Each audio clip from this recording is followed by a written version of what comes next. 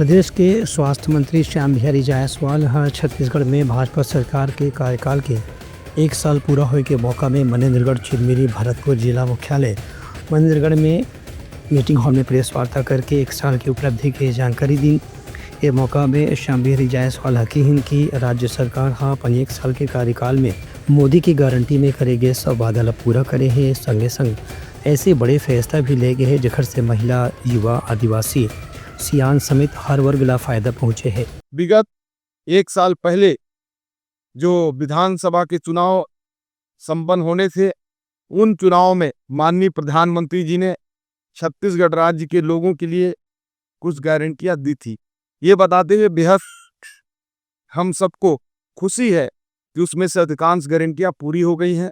उन गारंटियों में सबसे महत्वपूर्ण जो नारी सशक्तिकरण का एक बहुत बड़ा देश में उदाहरण महतारी वंदन योजना है, जो 70 लाख से ऊपर माताओं बहनों को प्रति महीने 1000 रुपये हम दे रहे हैं और अभी तक 600 करोड़ से ऊपर प्रति महीने देते हुए हम लगभग 7000 करोड़ की राशि माताओं बहनों को दे चुके हैं।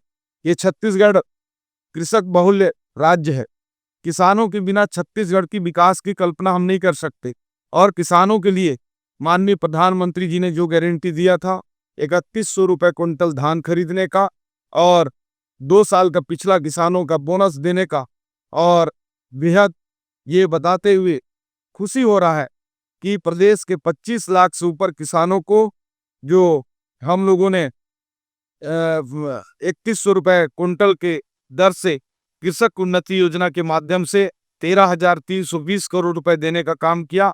साथ ही श्रद्धेय अटल बिहारी वाजपेयी जी की जन्म जयंती के अवसर पर 25 दिसंबर को पिछले वर्ष हम लोगों ने 3800 करोड़ रुपए 12 लाख से ऊपर जो किसान 2 साल का जो बोनस बकाया था उसको देने का काम हम लोगों ने किए। श्याम बिहारी जायसवाल कहन की विष्णु व्यवसाय के सरकार सुशासन में विश्वास करते, संगे संग विकास करे तेज गति से लागू करे के प्रति भी संकल्पित होए। यही कड़ी में महिला मल्ला महतारी वंदन योजना के तहत हर महीना मिलने वाला 1000 रुपये की राशि से भी महिला मन के आर्थिक स्थिति मजबूत करे के प्रयास करे जाते।